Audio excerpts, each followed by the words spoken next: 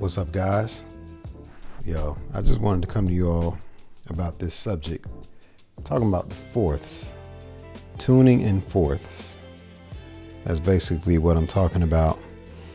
And I proceeded to, see how I could articulate my thoughts about this subject. And as I was coming up with what I wanted to say, I'm pretty sure about what I want to say, first of all. But I started to look up, just some other videos to see how other people were articulating it as well. And I feel like there have been some people who have already explained it fairly well. Talking head videos, no illustrations. It's just, explaining what it is. So basically, I am going to do a video share in this video that's something that I don't typically do. But I really appreciate this particular explanation. We're basically talking about tuning in fourths. Now, for those of you who don't know what fourths are, a brief way to explain it is if I'm playing a major scale, let's just say, and I'm going to start at A, and I'm going to play a major scale. So when I start at the 1, I start there. But as I start to count up the scale, 1, 2, 3, 4. So between this 1 and the 4, so directly under there, these two notes are a fourth apart. And these two notes are a fourth apart. And these two notes are a fourth apart. So basically everything within one fret is a fourth apart. But what this also means is because I have this guitar tuned to all fourths, the open tuning is all fourths. Okay. Now standard tuning is not that way. It's basically these low 4 strings, which is E, A, D, G, is tuned to fourths. Okay. And then between G and B is a major third. Now, what is a major third? If I start at A again, 1, 2, 3, that's a major third. So from here to here, that's a major third. So from this G string to this B, in terms of standard tuning, that's what they're tuned to. Okay. And then the B and E, those are a fourth away. Okay. Those, so the high 2 strings are a fourth away. The low 4 strings are fourths away. I'm going to stop there. And I want to share what Tom Quayle had to say. Tom Quayle is someone who I've loosely referenced over the years, actually, and hadn't been by his page in a while. But when I ran across his page, I actually appreciate the way that he explained it. And apparently he had explained it years prior to this video, which I think it's been like 4 years. So this was like 4 years ago. Okay. But I was wanting to explain this today. Okay. Because I feel like people sort of overcomplicate things, but I feel like this would be helpful to be added to your understanding in visualizing the fretboard. And I just want to share it. Okay. And I will pause so that I can comment. All right. So here's Tom Quayle, and here we go. These days, I have some, not new thoughts, but just maybe a better way of explaining this. And I want to show you why this tuning is beneficial and, very importantly, why it's got some major disadvantages as well. So as you'll all know, standard tuning for guitar, the tuning that 99.9% of you out there will be using, gives you the following open string notes. We have a low E, an A, a D, a G, then you have a B and an E. So you're doubling up on the lowest and the high string with the same note, 2 E's, and then of course you've got this B. Now, if you think about this in terms of the intervals between the strings and the way you would tune each string, you guys on a basic level will probably be aware that you tune the A string to the 5th fret of the E string, and you continue in this fashion. So the D string is tuned to the 5th fret of the A, the G string is tuned to the 5th fret of the D string, but when you get to the B string, you tune it to the 4th fret. and then you go back to the 5th fret to tune the high E to the B string.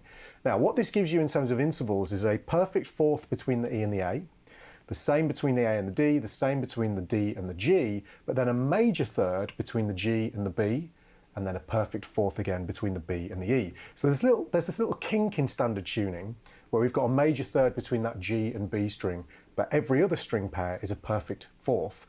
Now, this is really useful because this allows us to play all of these open string chords that we all know and love, and also the bar chords that we all know and love as well. However, it does present us with a little bit of a problem when we visualize the fretboard and we learn shapes on the instrument, because that little kink in the tuning means that we have to learn individual chord, arpeggio, and scale shapes for each string set. So if I was to play a G major 7 chord down here, which I wouldn't recommend because it's going to be very muddy, I can now transpose this shape up and down and nothing is going to change about this shape. So if I wanted to play C major 7, all I have to do is move this shape to the 8th fret. However, if I wanted to play C major 7 on the middle 4 strings, because of the B string, I have to adjust my shape to fit. So in this instance, I get this shape. You'll probably recognize this C major 7 shape. If I was to play the same thing on the upper 4 strings and play C major 7, I would have to do it here. Here's my C, and the shape would be different again. Okay, so this is really, really important for standard tuning. In fourths tuning, what we do is... So let me just quickly explain, and I'm sure that what he said was clear to some of you. So when he's talking about string sets, what he's speaking about is, because it's 6 strings, you could say that you have sets of 4, like 3 sets of four strings. So because it's 6 strings, you can actually focus on strings between E and G. And then in another sense, you can focus on strings A through B.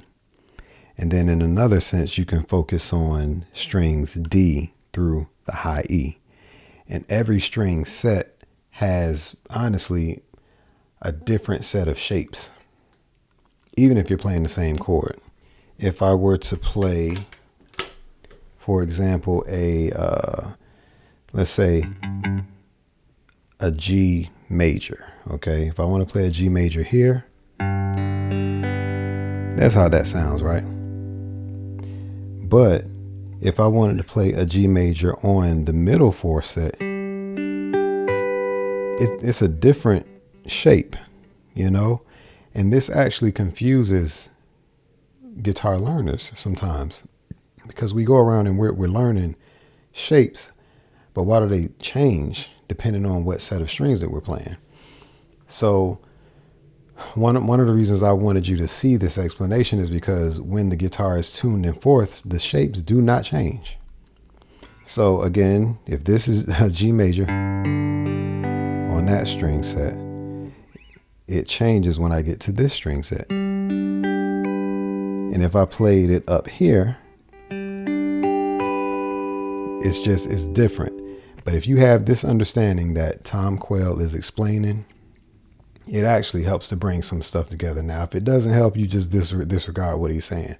But there's basically more symmetry if all of the strings are tuned to fourths consistently. Then the shapes don't change. Then you could play G major here. This would be the shape, like here, 1, 2, you know what I'm saying? This same way. And if you played it up here, it would be the same. And if you played it up here, it would be the same. The actual shape would not change if you wanted to transpose it up and down the fretboard. And playing within each string set, okay, of 4 strings. So that was something I wanted to bring a little bit of clarity on, and I'm hoping that this is actually helpful. Okay, so let's continue. We tune everything to the 5th fret. So that G and B string combination where we tune to the 4th fret, I'm actually tuning it to the 5th fret, which gives me the note C for my open string here. So instead of B, I've got C, then I've got an F as my highest string. So now in fourths tuning, I have E, A, D, G, C, and F. And this means that I've got perfect fourths between every single string, hence the term fourths tuning, or some people call it perfect fourths tuning. Okay, now what this means is I've got perfect symmetry on the fretboard now. So any chord shape that I play, let's go back to that G major 7. Let's move it to the 8th fret for C major 7. Now if I play this at the 3rd fret of the A string as a C major 7, I can use exactly the same shape because there is no difference in the tuning as I move up to the G and the B string, or that kind of C string for me. So instead of having to adjust the shape or compensate the shape, I have exactly the same shape. The same thing would happen if I played at this C on the top 4 strings, or the highest string set if you like, I would get the same shape. So one more time, C major 7, C major 7, C major 7. You can hear they're all the same, and the physical shape of them is exactly the same as well. This goes for anything that I might want to play. So for example, if I was going to play a C major 7 arpeggio, and I did this fingering, let's complete it up the octave. If I did the same thing from the low E string, exactly the same shape. If I did it from the D string at the 10th fret, exactly the same shape. Now in standard tuning you would have to adjust the shape in order to compensate for the major third between the G and the B string. All right, so let me stop here. So this is why, as we are explaining, different shapes and finger patterns, this is why they change. It just depends on where you are. Anytime I'm playing a major scale, but if I play it up here, there's a slight, if I play the same thing here, if I play that same exact pattern, it doesn't compute, because between the G and B, that's a major third, and as far as how it's actually tuned. Another thing that I wanted to point out is I've actually explained octaves to guitar learners, and I've said, okay, imagine between these 3 frets, there's like a box there. A lot of us use this terminology, a box, okay? And then let's use 3 strings to sort of define this grid.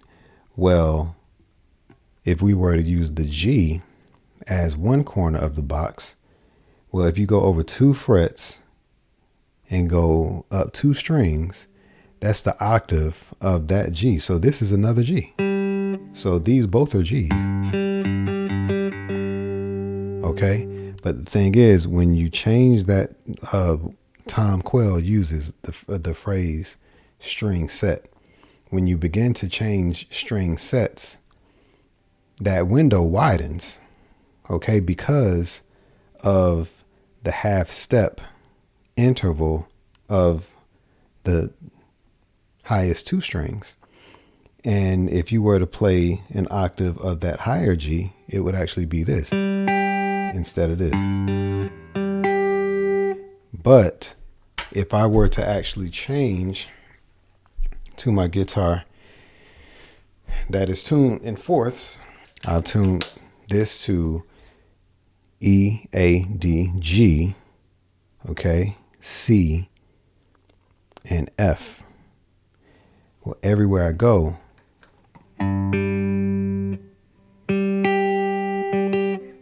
that box is unchanged.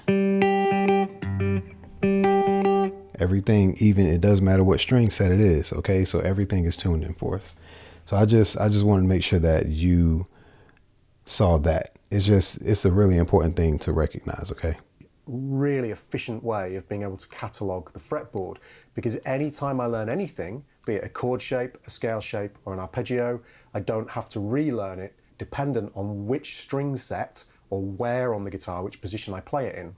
Again, same thing goes for scales. Here's a C major scale, so just a basic 7-note scale. I'll put the root note on the top again. Everyone should be familiar with that scale shape. If if I play it from this C here at the 10th fret of the D string, exactly the same shape. From here, exactly the same shape. So, super useful tuning. However, as you can imagine, it allows you to learn the fretboard really quickly, but it presents as many problems as it solves. And one of the biggest problems that I always tell people who get really into this idea of speeding up this learning process, expediting this learning process, is the guitar is a very repertoire-based instrument. And that repertoire has been developed over many, many years, both in the classical sense and then in more modern pop music, based around standard tuning. So if we take something really, really, really simple. So if I was to play the classic blues phrase, suddenly this doesn't work anymore. This lick on its own works, but because of the required open strings for these chords, we've just lost the ability to play that piece of repertoire. If I was to try and play that all the way through,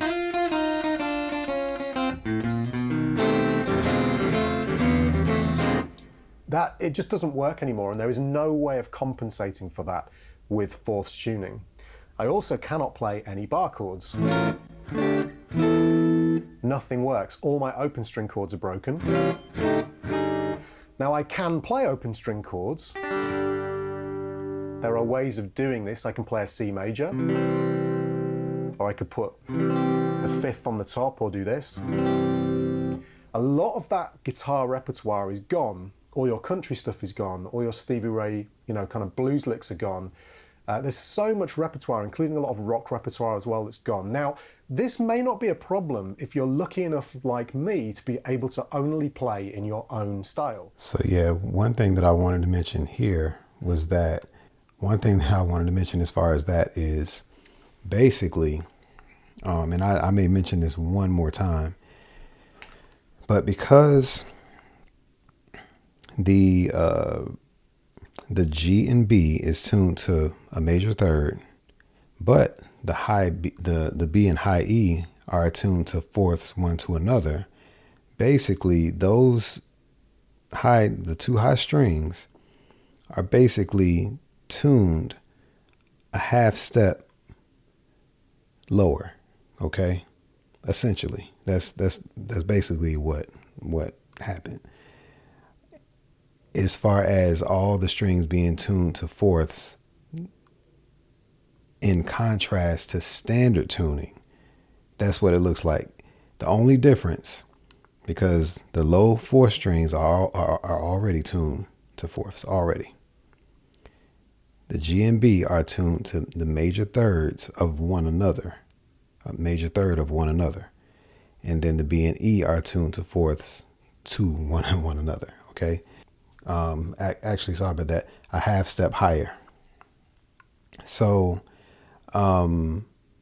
since it's tuned a half step higher, what ends up happening is that now, because everything is 100% symmetrical, all the patterns are the same no matter what string set you're playing, it takes away the ability to play bar chords, all the shapes that we're familiar with today.